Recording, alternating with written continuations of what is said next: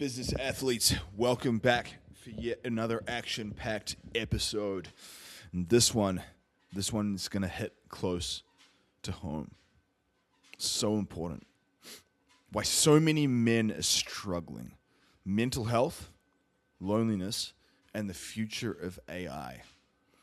So for Men's Mental Health Awareness Month in June of 2026, at the time of this recording, I'm going to be talking to you all about men's mental health and my firsthand account of the journey that I've been through, where I came from, and helping you understand that you aren't broken, that it's okay to feel the way that you feel, and there are absolutely solutions for you.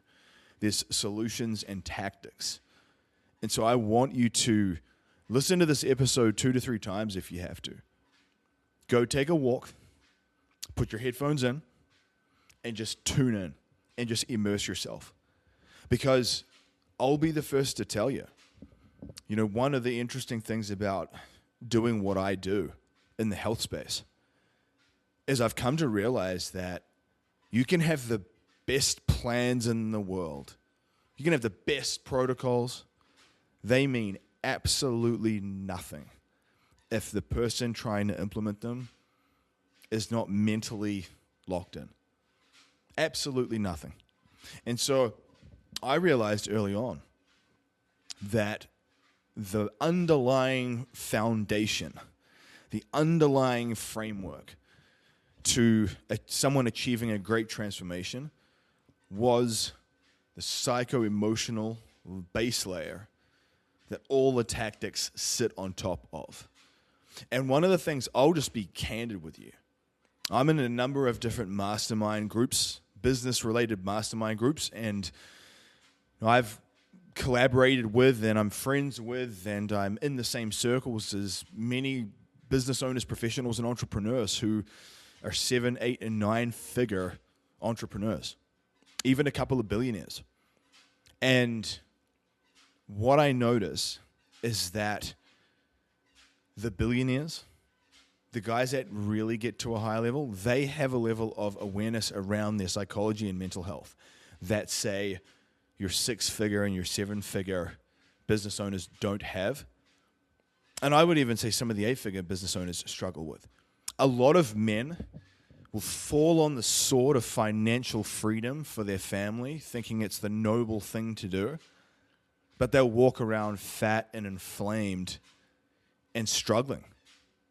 And I'll be the first to tell you that you cannot convince me that someone who's fat and out of shape, 20 pounds overweight, inflamed, doesn't look very good, you cannot convince me that they feel mentally amazing. The two, it's like an oxymoron. And the part of it is because just think about this. Think about your confidence and your belief in yourself. If you're overweight and out of shape, and then you were having to show up and talk in front of your team or talk on social media and talk about hard work, discipline, and grit. But then people are looking at your body and they're like, bro, there's like a visual disconnect right now. Like you're not even embodying the words that are coming out of your mouth. But beyond the lighthouse, the visual component, when you are out of shape, when you're not physically healthy, that in and of itself will cause an inflammatory response. So body fat, staying up late, tons of stress, processed foods, tons of medications, that is a massive inflammatory response. And all that inflammation, what do you think mental health issues are? Mental health issues are inflammatory responses. So just like you can have heart disease, which is an inflammatory response of the heart, the cardiovascular system, or you might have an inflammatory response in the liver if you drink too much. An inflammatory response in your brain is mental health issues. It is anxiety. It's bipolar depression. It's ADHD. It's all these things. And so I want to share with you tactics. I'm not just going to come here and just give you a big old lecture or a motivational spiel.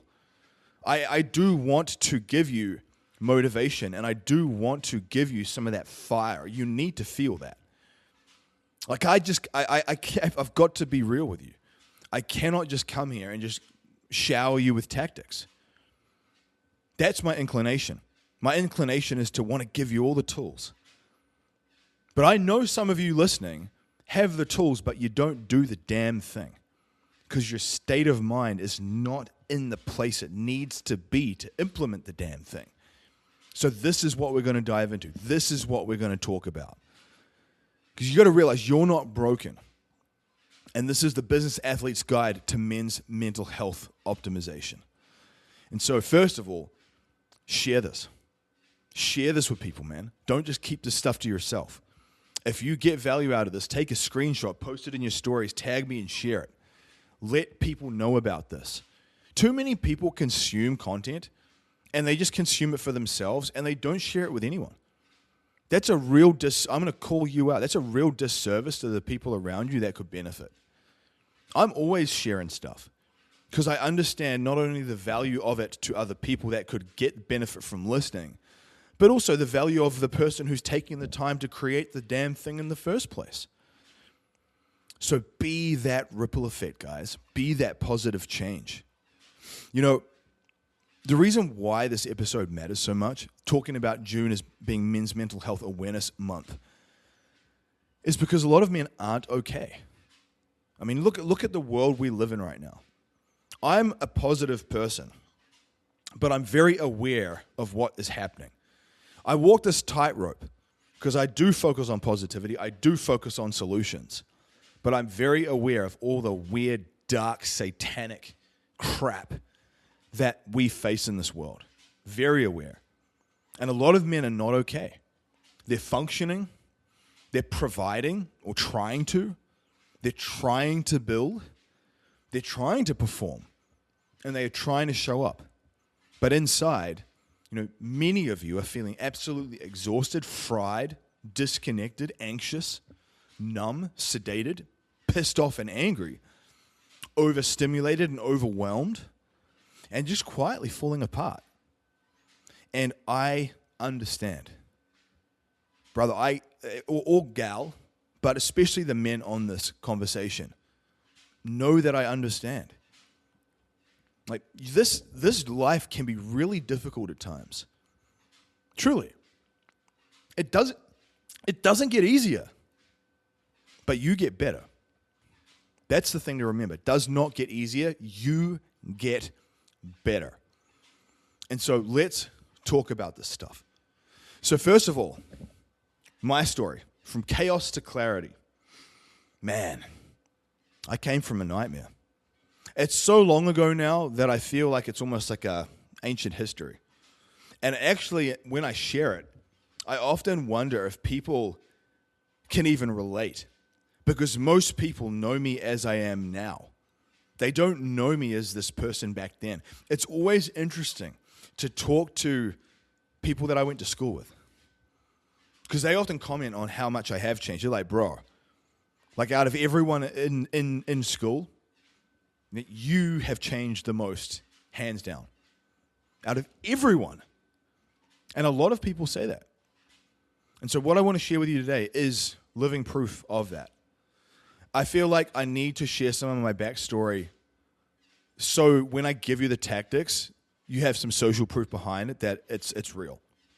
I couldn't just come in here and spout off a bunch of tactics and tools, and then you're wondering, but did he come out of the womb like this? Has he always been this way?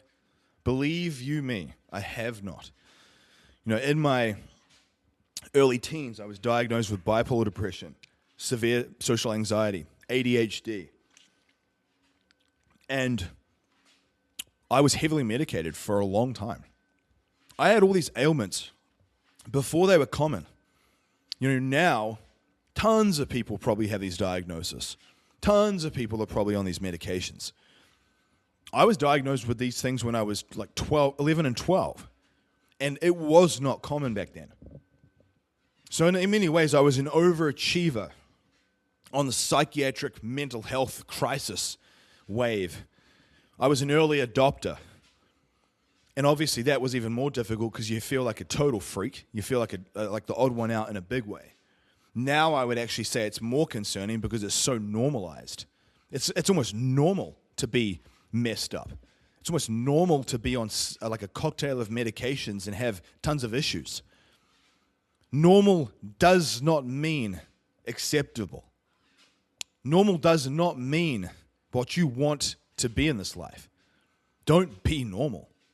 I would encourage you to be absolutely abnormal. And we're going to be talking about that in this episode. So early on, I come from a history of mental health issues. People in my family have had a lot of addictive tendencies, a lot of alcoholism, drug use. There's people in my family that were diagnosed with schizophrenia and Asperger's, bipolar depression like myself, OCD, ADHD, tons of anxiety. People are medicating left, right, and center with prescription medications and alcohol and all kinds of stuff. There's just a lot of derangement. And, I have compassion for my family. A lot of them struggle. And it's one of those things where sometimes you have to keep those people at arm's length. As much as you love them, you recognize that they are a very toxic person and that you may have to keep certain people at arm's length. And I have to. I've got certain family members that I haven't spoken to in years by my choice, on my terms, because they are so destructive. And I just have higher standards at this point in my life. My mentality now is it does not matter if you're blood related to me or not. I have a set of standards.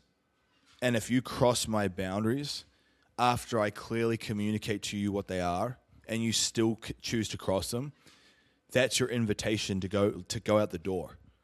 And I won't look back. And I've just trained myself to be that way.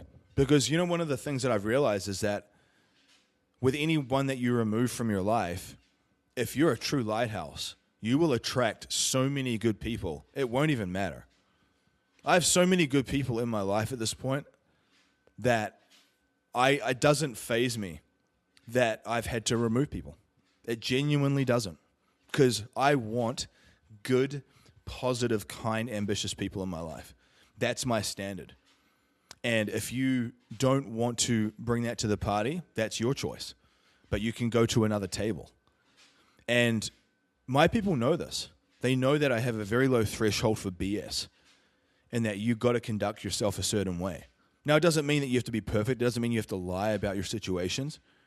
But it absolutely means you need to bring the reframe and bring solutions to your challenges and constantly look for ways to improve and not keep repeating the same ridiculous cycles that we find ourselves in. So early on in my journey, my parents split up when I was about 5 or 6. And my mother actually went into a psychiatric hospital for a number of years. So my dad raised me and my brother on his own, which in and of itself was really challenging for him. They both had their challenges, and I have compassion for both of them. And I don't blame them for anything. That's one of the things that you have to do as an adult is you have to take full ownership of your life. Like, don't blame your parents. Don't blame your ex-partner. Don't blame your spouse or anyone for any of your situations. Like, own it, because then you have the power to do something about it. And very often, people are just doing the best they can with the knowledge that they have. And sometimes people are just not put together. But that doesn't mean you have to walk the path that they do. And so early on, I remember just having a lot of issues. Like, I really struggled at school too. So I went to this private school, and my dad really wanted us to do well. He had ambitions for us. And I just didn't take it seriously. I was never really interested in school.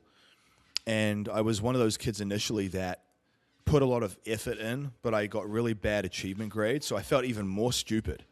Imagine going to school and putting in like a B or an A effort, and then getting a D and a C, maybe even a freaking E achievement, but specifically D's for achievement. You feel like a total buffoon because you're putting in the work, but you're not getting the result. It would be different if I didn't even try. And that's what happened. It got to the point where I was so demoralized just because I felt so stupid that I just stopped trying too. And I was at a point in my life, about 15, 16 years old, where I just thought to myself, what the hell's the point in keep continuing this bull crap? Let me just leave and I'll just get a blue-collar job and start making some money. And I was one of the first people in my friends group to leave school early. You know, most people stayed through till the end, which was about 17 or 18. I left at 16. Not many people did that, so I was definitely an odd one out. And I found that at the time, I was working in a butchery part-time in a big supermarket chain after school. And so it was like the path of least resistance. What's the easiest thing for me to do? I'll just ask them if they need someone to work full-time.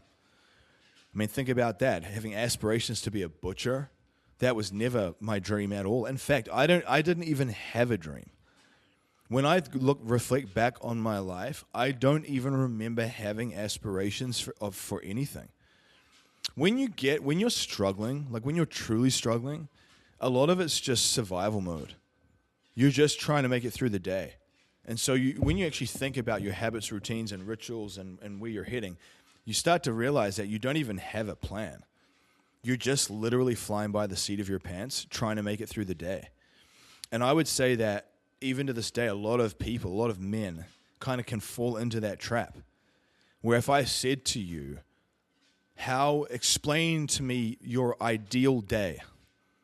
What does your ideal day look like? You know, if I could wave my magic wand and 1 year from now you have the exact ideal day in terms of what would you be doing, who would you be collaborating, connecting with, what would your family look like, what would your physique and body look like, how would you be dressed, what would you be driving, where would you be living, what would you be doing?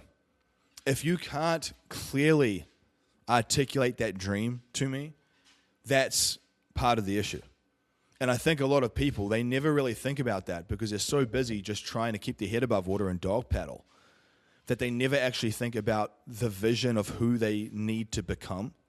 So because that's really unclear, everything is just hit and miss. And I was exactly like that.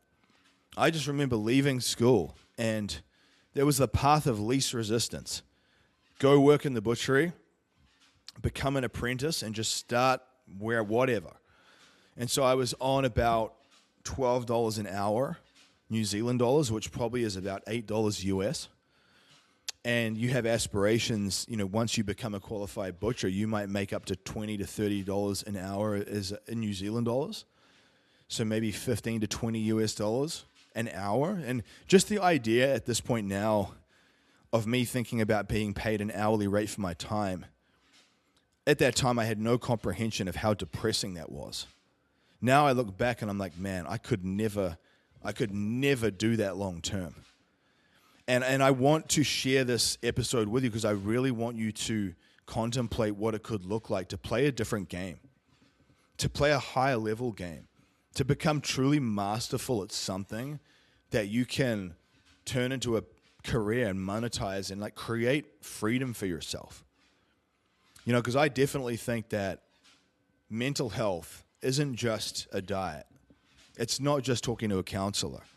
It's a multitude of different things, and I'm going to touch on each of the pillars. Like my intention with this episode is to obviously share a little bit of my backstory here with you now, and then go through each of the core pillars and why they're so important and what you need to be focusing on with them. Because if we just talk about one thing, if I just talk about a bunch of supplements, that's useless. That's not going to solve much of anything for you. I have to talk about all the different pillars, but I need to explain to you where I came from. And when I started to get into my late teens, I was chain smoking every day. I'd probably smoke about 20 cigarettes per day. I drank pretty much every day in some capacity. But I drink heavier on Thursday, Friday, and Saturday night. And very often, I'd run out of paycheck before the week was up. So I'd get paid on a Wednesday. I'd go nuts buying stuff on Wednesday, Thursday. And I'd have alcohol and cigarettes and things coming Thursday, Friday, Saturday. And then coming into Sunday, and especially Sunday, Monday, and Tuesday, I remember always scrounging. I never had enough. I remember kind of digging through, finding coins, putting some coins together to just get enough literally for a can of beans. There were times where I was so broke that I had to scrounge coins together for a can of damn beans. And that's all I could afford. And I didn't even think that was weird. I just did what I had to do. I would butt roll cigarettes. So what I would do is I'd take my ashtray and I would break down all the cigarettes and get the little bit of tobacco out of the ends of them, and I'd put them together in one new rolled cigarette because I'd run out of tobacco. That was my life. I'd wake up in the morning and my alarm would go off and I'd just start crying because I hated the butchery so much. It's like a wolf pack. Like a lot of blue-collar trades are like that. You know, a lot of the guys will have addictions, alcohol problems. They'll smoke tons of cannabis. They're kind of just deranged. And they'll have mood swings and temper tantrums. Because people don't realize all the substances make you very mood swingy and full of temper tantrums. And everyone else can see it, and sometimes you can't. And if you look around and you're thinking to yourself, why does no one want to hang out with me? Why do I have no good people that want to be close to me? Because you are the problem. You are the one that's so unstable. You're pushing out all that negative energy and no one wants to be around you. And that's just the truth. That was a hard thing for me to realize. When I realized that I was an asshole, I was a dickhead, and I was being so volatile that people are like, man, I just don't want to be around this. Like human insect repellent. Some of you have to genuinely look in the mirror and realize that you are an asshole right now, or you're a very negative person, and most people don't want to be around you because of it. But it doesn't mean you're a bad person, and it does not mean that you're not capable of massive change. I am, and I did, and I was like that. So when I say this, not from a place of self-righteousness on my soapbox in my ivory tower. I say this having been there and absolutely guilty of this. So I say all this because I remember going into the butchery and I was just living paycheck to paycheck. I was on tons of medications, but I was drinking as well. I was smoking. My diet was terrible. I never remember eating any whole foods. It's quite vague at this point now. It's almost like parts of my life, I almost like mentally blocked parts of it out because of just the sheer trauma of it all. But I remember I would eat a lot of microwave pizzas. I would get a lot of pastry, like baked pastry goods from the bakery at the supermarket. So in the supermarket, you'd have your butchery, you'd have your deli section, you'd have your dairy section, your seafood, and in the bakery section, there's all these baked pies and pastries and things like that. I'd eat a lot of that stuff. So I'd have another thing called toppers. So a topper was like a little mac and cheese type slab that you microwave. So I had those. I had pizzas. And sometimes I'd eat donuts. So I just had straight processed garbage. So think about the combination of those things. And then I wonder why my skin was so bad. I had rosacea. I had acne. I had really bad acne too. It was very challenging because it really affected my confidence. There were times when I was at school and my acne got so bad that I would pretend I was sick and stay home because it was that rough. Because I just felt terrible. I felt ugly. And I would even say for many of you, maybe you don't have acne per se, but I would tell you that with your children, especially as they become teenagers, their diet will play a huge role in their skin health. And I tell you now, this episode, when I talk about the dietary stuff, you got to pay attention here and help your children with this. Do not subject them to the typical stuff that's going to be affecting their skin and have crushed their confidence. And more Accutane is not the answer, by the way. So I say all this because even if this doesn't apply to you now, there will be someone you know where it absolutely does. And I remember I was so disheveled. You know, my hair was disheveled. I probably showered maybe once or twice a week. So I smelt really bad. I would wash my butchery uniform maybe once a week. I stunk. In fact, no one even had the courage to tell me. And then I remember one time, one of the butchers comes up to me and he's like, Fraser, he's like, you smell really bad, buddy. He's like, I don't want to embarrass you, but you smell really bad. And it was really hard to hear. You know, when you're struggling mentally and then you're being told you smell and that you're all disheveled. And some of you guys are probably like that. And you got to clean your shit up. I mean that with love, man. It starts with these basic habits. You know, one of the things I realized with mental health is it starts with a lot of the self-care stuff. Clean your damn teeth. Wash your face. Get your hair cut. Have a shower. Wash your clothes every day. Make your bed. I know it sounds so silly, but I promise you, like, that to me was part of the catalyst that helped me change the bigger things. If you can't change the small things, how are you ever going to change the big stuff? If you can't brush your teeth, how are you going to pay your taxes if you're running a business? Right? So you've got to think to yourself, I've got to master the basics well. And I didn't do any of those things well. All the things that I just told you, I sucked at those. And I was a byproduct of that. And the thing for me is that I would have almost certainly been fat and overweight, but I was on so much Ritalin that it crushed my appetite. So in a way, I didn't look as unhealthy as I was because I wasn't, 50, 100 pounds overweight. I could have absolutely been that. But I was on so much Ritalin, it was crushing my appetite. And the calories I did eat were junk. So I say all this because food is like software. Your body and mind are like a supercomputer, and it's like garbage in, garbage out. Optimize stuff in, optimize stuff out. It's why I'm so passionate about this stuff now. So I look back, and man, it was rough. Like, addicted to all the substances, drinking. I would isolate myself a lot. The people I'd spend time with were just like me. It was just, and I didn't work out. I didn't even know what a gym was at all. I'd never trained. I didn't understand how fitness and health tied into your psychology or anything like that. Anything like that. So what I want to start with is I want you to just recognize, first of all, that inflammation in your brain is mental health issues. And if you've got inflammation in your body, that you will also have inflammation in your brain. And if you're overweight, that in and of itself will cause inflammation. And so what I would say first and foremost, right out of the gate, sometimes it can be nice to get some objective data so it feels real, it feels practical and tangible.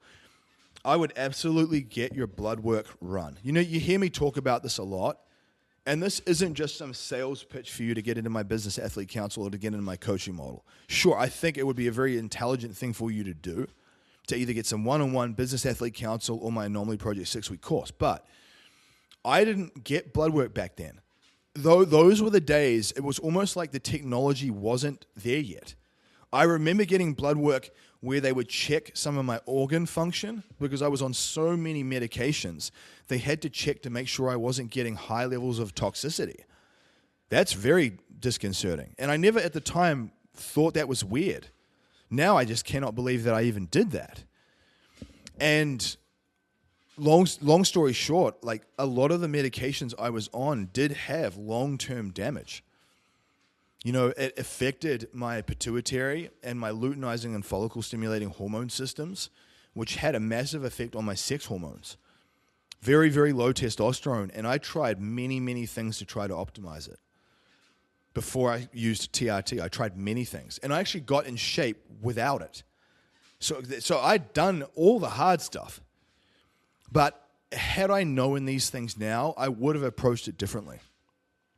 But I didn't understand that these things had long-term ramifications, and I didn't even know what that meant. What did it mean to have your sex hormones all disrupted and affected? How does that affect your health? How does that affect your psychology? Massively. Your blood work is going to give you a look into your health. For example, your sex hormones, estrogen, testosterone, those types of things, they are going to absolutely have an effect on your mental health. If you are a man and you have low testosterone, it will be affecting your mental health. It will lower your mood, you will feel more anxious, and you will feel less motivated. I mean that. It has a real world effect. Same for the ladies. You know, if you're a woman and you have low estrogen and low progesterone and low testosterone, you will feel terrible. That's what menopause looks like. It literally affects the way your body uses energy, which then affects body fat levels. It's why all of a sudden people will be like, my body just changed and I just started gaining weight. That's often hormonal, and it's often relating to insulin sensitivity.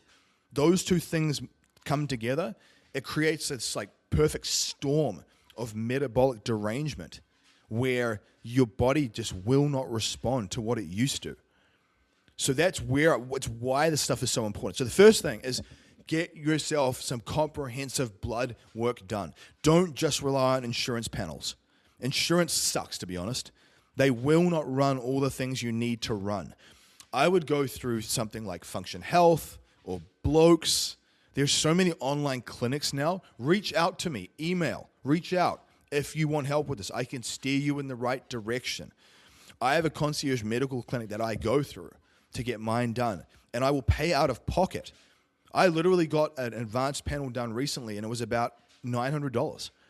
Now, some people might say that's absolutely ridiculous. Yeah, I think it is too. I think you shouldn't have to pay this much to get these things done, but it's like a roadmap. It really does help you figure out, okay, what's going on with my diet? What's going on with my supplementation? Where do I need to focus? And how do I need to structure my diet, supplementation, peptides, my lifestyle, all of this? And if you have any bad habits, it might illuminate the areas where it's causing an issue and really like wake you up. And you might go, oh, wow, all of a sudden now I can see it's actually causing a real issue in my body.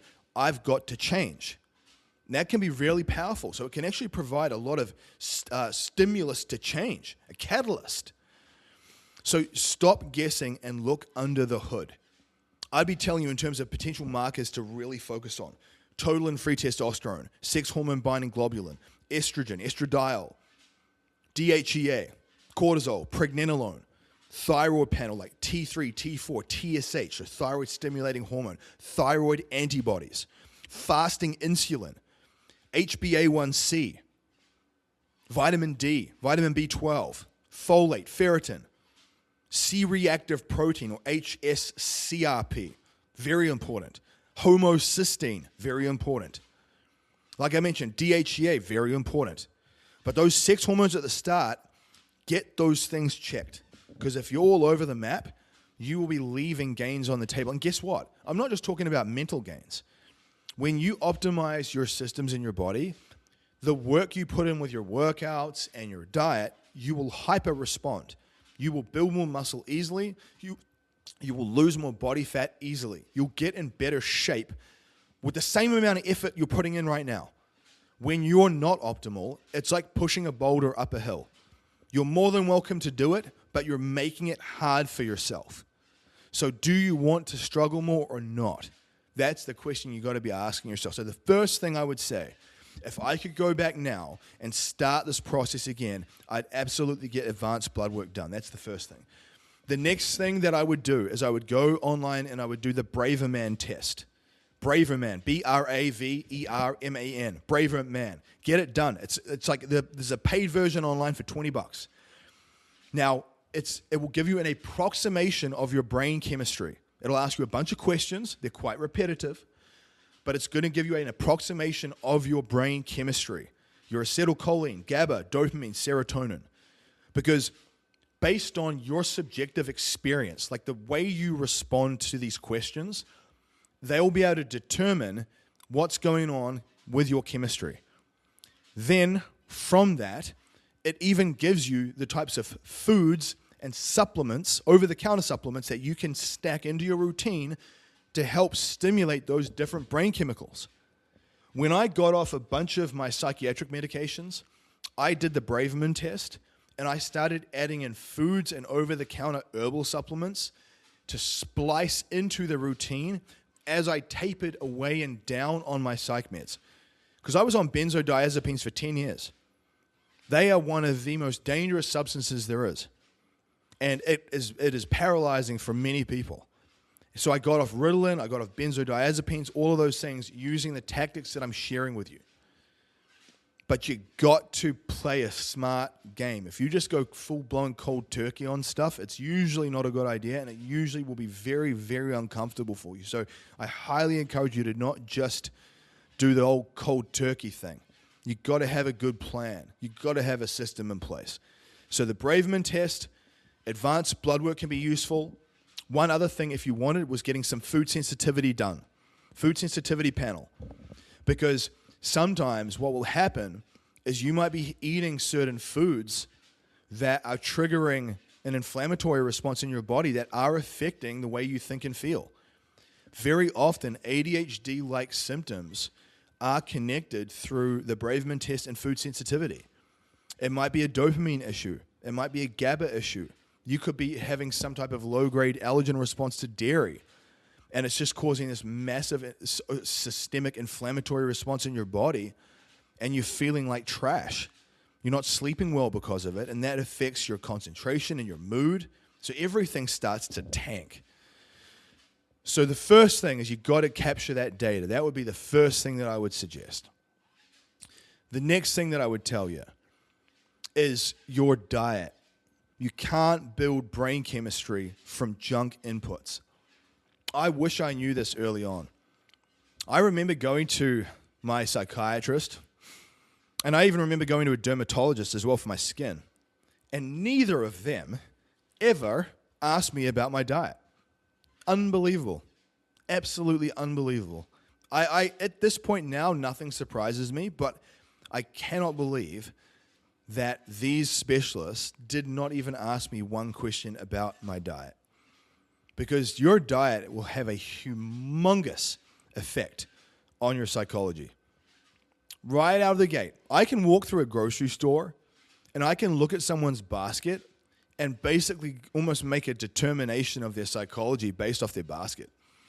If I look at their basket and it's full of processed boxed foods and frozen stuff and pizzas and donuts and baked goods, they are going to be super inflamed. They're going to hold a ton of water retention. They're going to be puffy. Their digestion is going to be wrecked. They're going to be very anxious, and they're just going to feel very low motivation and drive.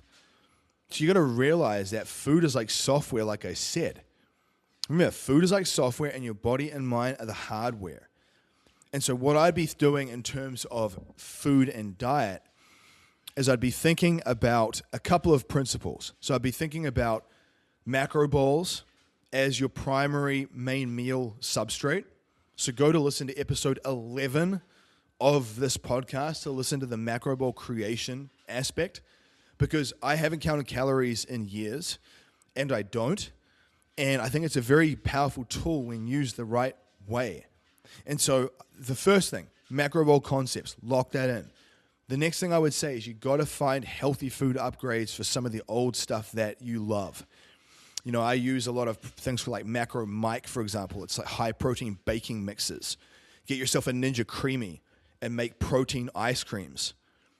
Right? You have all these different options. Use Zevia soda waters instead of drinking sodas. Use stir flavored water drops instead of drinking juices. There's options across the board for almost everything. And part of what I do in my mastermind groups is I share those things with people. You don't know what you don't know. And very often, you won't even realize there's positive options for some of these things. There's a brand called YO Foods, W-I-O, YO Foods. They have low-calorie peanut butter. They have low-calorie pizza bases, low-calorie burritos, all kinds of stuff. And it's very, very good for fat loss. And then obviously, if you add these things in and you get better fat loss, you have less inflammatory responses, because remember, fat in and of itself causes an inflammatory response via the aromatization pathway. So just by virtue of losing body fat, you reduce inflammation.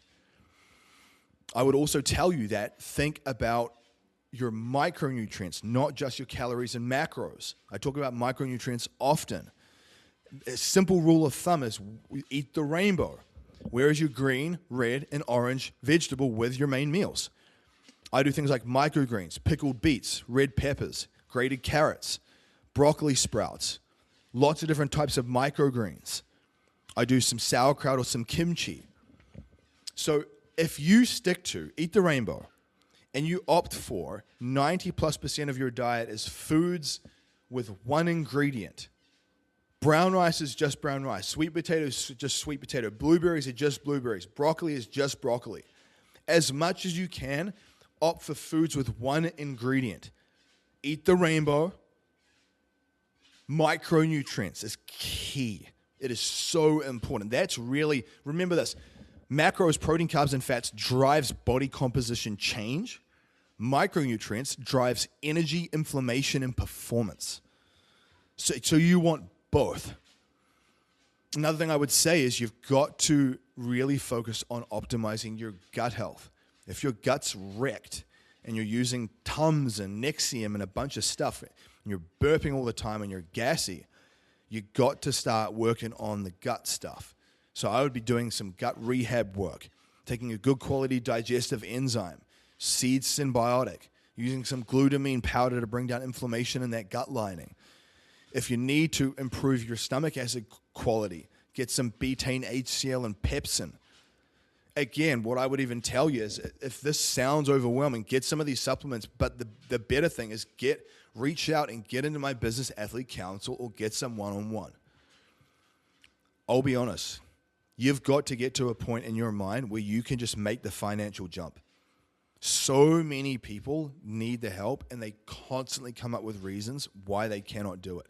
And I'll just say it for how it is. A lot of the time it's just BS. And people have so many limiting beliefs, they don't actually believe they can change, so they don't want to roll the dice. And the reason why I know this is because there's people that will say they don't have the funds, and then they'll go on vacations. They don't have the funds, and then they'll buy the new car or something. So they have the funds, they just don't back themselves enough, and that's why you stay stuck. So you got to realize that you getting that help, you are your best ROI. I don't care if you go to someone else, you come to me, or go to someone else that's good. But you got to get people in your corner that are going to challenge you, push you, and support you. But what I will also tell you is that no one's going to hold your hand and do it for you. No one. You cannot expect someone to do this lifting for you. It has to come from you. Early in my journey, especially in business, I would pay coaches, and honestly, between us, I would hope that they would just kind of fix my problems for me. I just wanted them to kind of just solve it.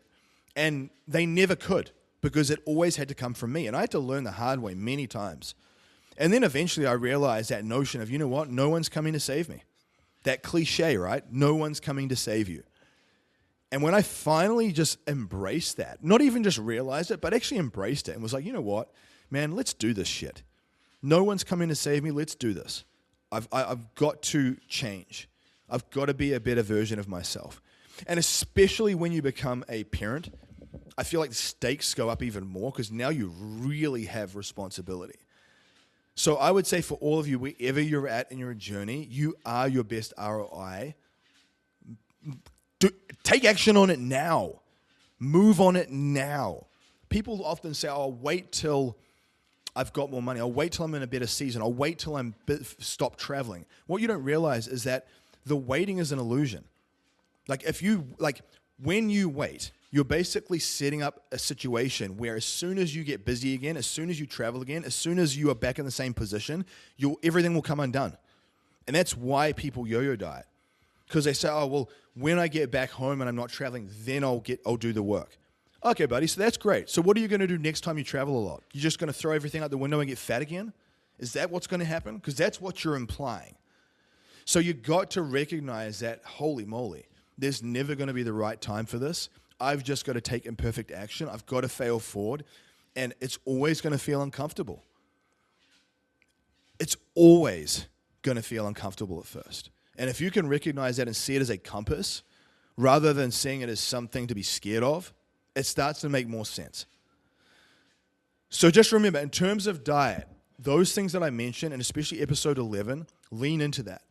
I didn't realize back when I was eating all those processed foods, I had no idea how much they were negatively affecting me.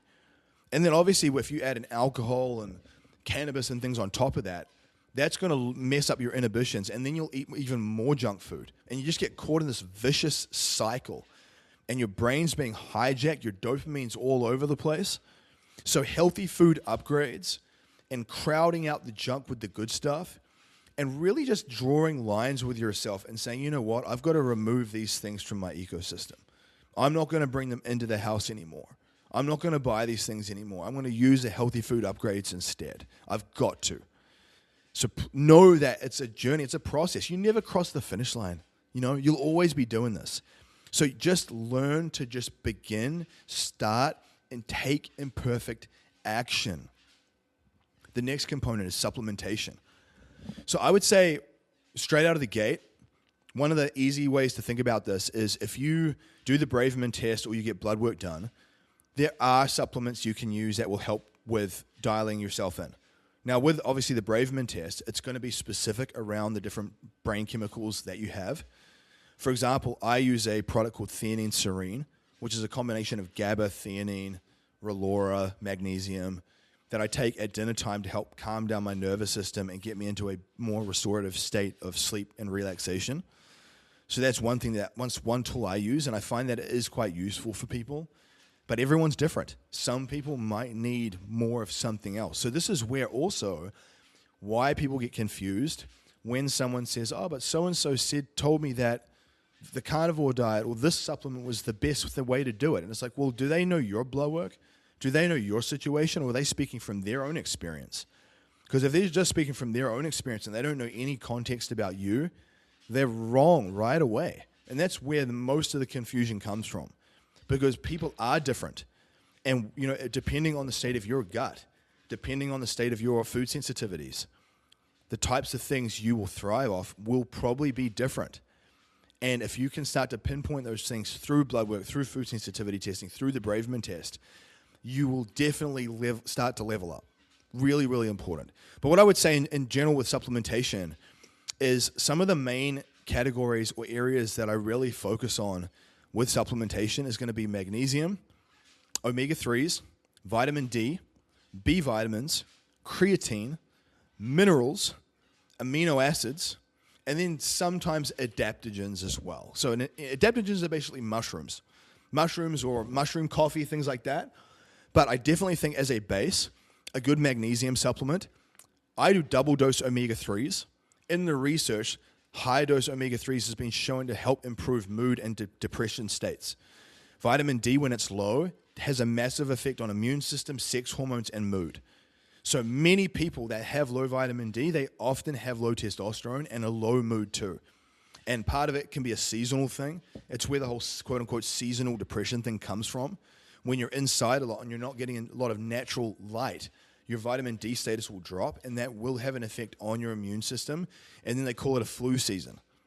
It's not a flu season. It's a biological decrease in something, and it's opening the door for other things to happen in a chain reaction. B vitamins, B12, B complex. You got to recognize B vitamins sort of are the energy enhancing system in the body. And when you have better energy, you typically can open the door to have a better mood. I talk about this often. I have this trifecta I do each day, and I'm going to touch on it, where I call it priming the pump. And your goal is to increase your energy, because when you get in better energy, you then even open the door to be able to have a better mood. People that are low energy will not have a good mood because the energy is just not there to even create the right energetic environment for their mood to even come to fruition. So energy and mood are intimately connected. So especially as a business athlete, you need to think of this as your main job. Your main job is to get yourself in the best mood possible, because that's where the magic will happen. That's where you'll have better sales conversations. You'll be a better leader. You'll connect with your family a bit more. And by getting in a better mood, you've got to learn how to engineer a better energetic state, energy levels. Creatine monohydrate. So doing even a double or triple dose of creatine monohydrate has been shown in the data to be good for brain health, especially under sleep-deprived situations. So I use it for those reasons. Minerals. Again, we don't just drink water for the sake of hydration. We drink water for the trace minerals. That's why I typically tell my students to get spring water, because spring water has naturally occurring trace minerals in it. And when you get a lot of cravings for things, that's often a sign you're low in certain minerals. If you're getting cravings for salty things, chips, you're probably low in sodium. If you're getting cravings for chocolate, you might be low in magnesium or iron. So it's important to understand. That's why I mentioned magnesium at the start as well. And magnesium helps with nervous system function. And often your nervous system will be really strained and redlined when you're dealing with a lot of mental health issues. You've got to recognize that the blood work and the Braveman test is almost like a roadmap for the types of supplementations you could add into your rotation. Now, beyond base supplements like that, there are herbal compounds.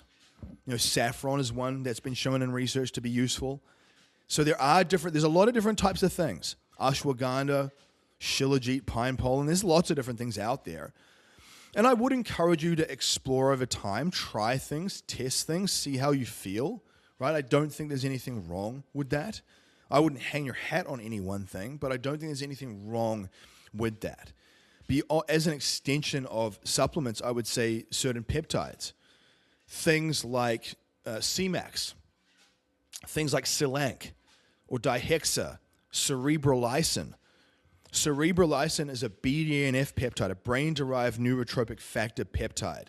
It basically helps regenerate brain cells. And it's been very effective in stroke victims. So people that have strokes will often have some type of brain damage, essentially. Loss of circulation and blood flow to certain parts of the brain. Cerebrolysin can help regenerate those systems. And for me, with all the alcohol and the substances and the late nights that I had, I essentially probably gave myself brain damage. And so using cerebrolysin, I feel personally has helped me a lot. And then things like C-Max and Silanc, they are more of like your nootropic peptides that can help with anxiety and help with enhancing focus without the use of different stimulants like Ritalin and Adderall, right? So you're doing it a cleaner way. That I would absolutely tell you, as much of a biohacker as I was or you might want to be, I would definitely tell you to focus on calming down your nervous system in the evening. It's so important. It's just such an important part of the process of like learning how to, and the reason why I say all this is because that's what's going to help you relax more. It's what's going to help you get into a deeper state of sleep. When you get into a deeper state of sleep, it's like a high tide that rises all ships. So just realize that supplementation is an ongoing thing. There's peptides in there as well. It's a journey. You're never going to cross a finish line. I would definitely say start with whole foods and just start with those base supplements that I suggested. Even a good multivitamin and a good multi-mineral supplement is a good place to begin. And omega-3s is a good place to just start if you don't want to get too complicated too fast. Just think of in terms of medications also. Maybe some of you are on medications and you're thinking, man, what do I do? I can't tell you what to do. I can only tell you what I did. And this is not medical advice. All I can say is, for me, I felt like the medications I was on just did not help long term. It did not really change my situation at all. And I was on so many different things for so long. And so what I did was over a course of about 8 weeks, I slowly tapered down my dosage of all the different things. And in conjunction with that, I increased and added in foods and supplements based off blood work, based off the Braveman test to splice in, to fill the gap, to flood the zone. So what I'm doing is I'm not just ripping everything out, going cold turkey and having some like neurological crash. I'm adding other good things in. It's really, really important that if you're going to do that, communicate with your doctor and have some type of tapering protocol where you splice in good stuff as well as tapering. Really important. Off the back of that, what I would say is one of the most powerful things that I found was really helpful for me was this idea of priming the pump. So I call it the priming pump trifecta. Movement, sunlight, and connection. Every day I use this tool, this set of tools, movement, sunlight, and connection. Right now, you might even be able to hear it in the background, I'm on my walking pad. I was out earlier just walking in the light. I would say on a normal day, Probably every hour I get out for at least 5 minutes and walk out in the light. On the sunny days, I take my shirt off, sunglasses off, sunlight on the skin, sunlight in the eyes, and I will do some type of connection. Sometimes I walk with my family. Sometimes I'll have a friend come around and we'll take a walk. Sometimes I will send voice messages to a friend or a student. Sometimes I'll send voice to text. Sometimes I'll shoot Instagram stories or shoot a video. So I'm constantly finding different modalities to connect to people. And I'm going to talk about why connection is so important in the next part of this. But you don't understand how important moving and sunlight is. Most people that I see struggle the most, they're very sedentary and they spend a lot of time inside and they get very, very little sun exposure. And they often stay up late too. So the combination of staying up late, minimal sun exposure, being very sedentary, you are asking for mental health issues. You are absolutely asking for it. And so just by virtue of knowing that, okay, if I get 12 to 15,000 steps per day, and I get outside in the light for 5 to 20 minutes, 2 to 5 times per day, and while I'm walking, I send a quick voice message or I send a quick text or I connect with someone, I have a call with someone, I collaborate with someone in some way, shape, or form. That where we're talking about positive things, we're talking about dreams and achieving things and reframing stuff and solutions. When you do that multiple times through the day, you prime the pump. I do this all the time, anytime, and literally in the morning when I get up, I'll come out to my superhuman gym and I'll start walking at 4:30 in the morning. By 5 o'clock, I drop my morning mindset messages into my coaching group. And at that point, I've done these two components. Obviously, it's still dark outside, so I haven't got the light component, but that will come. You know, at between 8 and 9 in the morning when the sun's coming up, I'll get out again and I'll walk around in the sunlight. And I find that any time I need to create more energy, to get in a better mood, if I feel like my mood's tanking, if I feel like I'm getting really stressed, things are not going my way, right? I'm getting kicked in the teeth in business or whatever it is, I will prime the pump multiple times. And I really do find that when you see that as a tool that can help you elevate your state out of that hole, you recognize that it's part of the equation that you must do every day. So I would tell you at the minimum, do it AM and PM, but I'd be doing it AM, noon, PM. I'd be doing it multiple times in the day, even for 5 minutes. I even tell some of my business guys and CEOs, if you've got to go walk with your manager. If you need to have a team talk, rather than sitting in a meeting room and just sitting there for an hour, go walk with your manager, walk with your team, get them all up, get them all walking. Get them walking pads, get your assistant a walking pad. Get everyone moving more. I tell you this, movement is like an auxiliary power system. Remember before I was talking about how when your energy's low, you won't be able to get in a good mood? And when you're in a low mood, that affects everything negatively. So your goal is, how do I create more energy? Well, obviously, if you're eating crappy food, that's going to be a massive energetic drain. So good food enhances energy. The right types of supplementation enhances energy. Walking, movement, is an auxiliary power system. Think about like a windmill, like a wind turbine. If that wind turbine, those propellers are not turning, it's not creating any electrical current. When it starts to turn, it generates energy. You, my friend, are the same. The people I see that are the most exhausted and therefore the most negative, they sit on their butt all day and they don't generate any movement and energy. The other component of that auxiliary power system is you're like a human solar panel too. So sunlight. That's why I stack movement, sunlight, and connection together, because it's like 3 power systems. I'm not just thinking about creating energy from food, which is what most people do. They just think about food and diet. I'm creating it from movement, like a windmill. I'm creating it from sun, like a solar panel. And the last component is the connection component. When they look at blue zone communities, the people that lived over 100 years old and were the most healthy, and typically the people that are most healthy also have the best mental health too. They all had great connection. They all had good community. So important.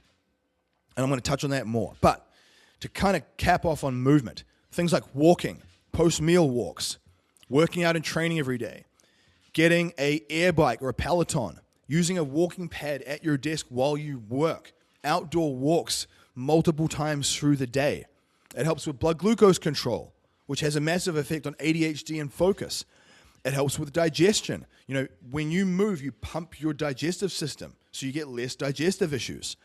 All of these things are going to help enhance your energy and open the door for a better mood. You know, sunlight helps with circadian rhythm. If you're having sleep issues, typically you're not getting enough sunlight. So you need more sunlight to get that melatonin timing, which will affect sleep quality, which will affect mood regulation. It's also going to have an effect on vitamin D, which affects your immune system and your sex hormones. When those drop, you feel even worse. When you get sick, you feel even worse. Morning alertness, getting morning sun will help wake you up with less stimulants. So I say all this because all of these things by themselves is not going to be the thing that like changes your life and solves all your problems. But as a collection, as a collective, it absolutely can. One of the most important parts of all of this, and this especially ties into all the AI stuff now. So one of the things that I really think can happen with the sort of advent of social media is people can become so disconnected. You know, they consume a ton of content and they don't really create anything. I think it's something like 99% of people just consume content and 1% create. That's appalling to me. I find real meaning in creation and sharing your message. So I would absolutely tell you that you can do all of these other things, but you've got to get in a community. You've got to have people around you that are operating at a higher level. You know, it's that cliche saying of like, you know, you are the sum of the 5 people you spend the most time with. And that's very true, by the way. And it's not just physical people. It's your digital community too. You know, I would say clean up your social media. Go through and curate your social media newsfeed, your digital diet. If you scroll on Instagram and it's a bunch of stressful, fear-mongering, conspiracy-based political propaganda, you need to reduce that dramatically. Add in things that you enjoy. Add in things that inspire you. Add in things that motivate you in a positive way. Because that will really weigh you down if you're just consuming that stuff. As you go through your newsfeed on Facebook, snooze people that are just posting tons of negative stuff. Snooze them for 30 days. Unfollow them. Clean up and curate your digital news feed. That's your digital diet, and it's arguably as important as your real physical diet. Both are very important. And equally, getting in environments where people are ambitious. You know, I'm in a bunch of different mastermind groups. And honestly, like, I don't think I would be who I am today if it wasn't for all these groups. When I'm around people that are just operating at higher levels across the board, it makes you recognize what's even possible. You know, if you've never been around people that make 8 and 9 figures or are in amazing shape all year round or have a beautiful family relationship, like, you probably don't even know it's possible. You know, if you're just around people like you're going to think it's not possible.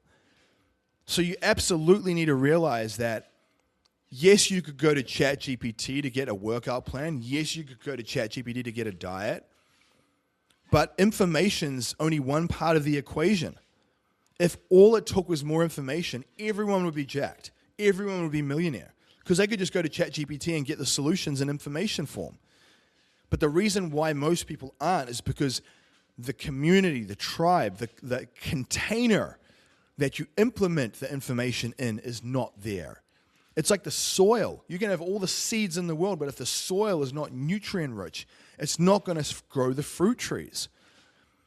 So I'm telling you, get into my Business Athlete Council, get into one of my rotations, or go to someone else, but don't lone wolf this stuff. You're lone wolfing your desire to just figure it out yourself, or you don't want to put yourself under the spotlight, or you keep coming up with this idea that you don't have enough money. That's why you're in the same position that you're in right now. It's why you've probably been in this position for years now. You've something upstream has to change to create a downstream effect. You've got to just bite the bullet on that and realize it for what it is. But what I would say is use social media to your advantage. It's why I do video calls. It's why I'll send videos to people. It's why I'll send voice messages to people. You can actually have really good connection with people when you can see them on Zoom calls, and when you can send them videos, and when you can do voice messages with them, and when you can do calls with them. Yeah, sure, having someone physically there with you might be better than the rest, but if you live kind of remote like me in the mountains, you do what you can. So I'm absolutely making the most of that. But just having people that get it and understand the journey and the pressure. I mean, as a man, it can be you have so much pressure on your shoulders. And honestly, like, I find often a lot of women don't understand. They don't. They don't understand the pressure you have as a husband, as a father, as a provider. And obviously some will. And the ones that do, thank you. But many won't. And in a way, it's just part of the journey. Like part of your ability to learn how to communicate your challenges more to them. It's not that they don't care, it's that they just don't understand because you don't do a good job of communicating things. And you hold it all in and you ghost people and you go inward because you got so much shame and all these challenges we face. And sometimes you just don't want to share it with people. I get it. And then sometimes you look around and you're like, man, everyone around me is in worse shape than I am. Why would I want to talk to them about my problems? That's where being in the right rooms and getting into rooms where people are ahead of you and modeling what works. Look at what they're doing and model from them. I'm telling you, modeling what works. How do they live? What do they talk about? What are their habits? What do they post on social media? How do they dress? How do they conduct themselves? Model what works. So important. Man, I look back on my life and I realize that this has been a 20-year journey in the making. It really has. And I think to myself, there is no finish line with this. And that community and tribe, connection with other people, knowing your data, cleaning your diet up, and having a calling. Well, what do you want to create in this life? It comes back to that idea of your ideal day. If I could wave my magic wand, think about this. Imagine if you got a lottery ticket and you never played the lottery, you never cared for it, and one day you just felt like, you know what, I'm just going to play it. I'm feeling lucky. And you get a lottery ticket and you start scratching them and you realize that you freaking won. Imagine if you scratch away and you get all the numbers lined up and you're like, holy moly, did I just win? And you're so dumbfounded, it's so amazing that you have to like triple check it and then get your partner to check it for you because you just don't believe it. You think you're dreaming. I'm going to wake up, need to pinch myself. And you won $350 million. Obviously, I'm not here to say money's going to solve all your problems, but it will definitely help you create more options. It creates more freedom. It will magnify things in good ways if you choose it to be. And imagine how you would feel if that happened to you. Now, that energy, that imaginative energy in you, that's in you all the time. And what I realize is that when I start to understand that I actually have that energy in me all the time, the movement, the sunlight connection, all these habits are a way to start tapping into that on a daily basis. And then thinking to myself, without any limitations, without any rules, without any restrictions, if I won the lottery, what would my ideal day look like? 1 year from now, what would it look like? And I play this mental movie reel out in my head of like, where would I be? What would I be doing? And for me now, I've thought about it so much, it's very clear and vivid. And the more clear you can get about that, the more compelling it will be. The more compelling it is, the more you can generate energy from it when you focus on it. And when you generate more energy, that opens the door for you to get in a better mood. It's a journey. It really is. So in terms of a rebuild protocol, think of it like this. Tell the truth to someone. Tell the truth to one safe person. Be honest about your situation. Tell the truth. Get professional support if needed. If you need to get a therapist, get some therapy early on. Don't stop your medication abruptly. Work with someone to go through a tapering phase. Get comprehensive blood work run. Get your data. Use the Braverman test. to start getting the process going. Add in some foods and supplements based off that data. Start focusing on fixing your sleep and light exposure. So movement, sunlight, and connection. Focus on that. Walk outside daily, get 12 to 15,000 steps. Lift weights 3 to 4 times per week. If you're anything like me, maybe you have to train every day at first, just to move your body every day and sweat. Focus on the macro bowl concept. Eat protein, micronutrients, eat the rainbow. Load it up. Reduce and eliminate alcohol, cannabis, junk food, numbing behaviors. Try to get those out of your life. Add in healthy food upgrades. Build tribe, community. Get into a good ecosystem with people who have the results that you want. And create a mission that's bigger than your mood. Something that you're working towards that means something to you, a legacy, a calling. You've got to have something that you're striving for long after the mood and the motivation's gone. Long after. And most of all, share your story. Share your story and be a lighthouse. The people that I find come on social media and share their journey, share their story, are a lighthouse more, they get better results because they're putting the good energy out there into the world. And guess what? Universal principle is when you put that good energy out, it's going to come back to you tenfold. It has for me. And the people that I see do that, it comes back to them as well. Mental Health Awareness Month. It's something that we all need to work on. And remember, you'll never have it all figured out. There's days that I still feel challenged. There's days that I still feel tough for me. But I anchor myself to these habits, routines, and rituals. And at this point now, I don't give myself an option with these things. It just gets done because I recognize that when I get it done, I'm a better version of myself. And when you are that better version of yourself, you're better for your children, you're better for your partner, you're better for your team, you're better for your friends, you're better for this community. We need more strong men in 2026 because right now it's clear that the world is in a very weird, dark place. In part because good men stand back and do nothing. And I would rather be a warrior in a garden than a gardener in a war. And it starts with you laying that epic mental foundation and recognizing that you do have the power to change your situation step by step, but you got to start right now.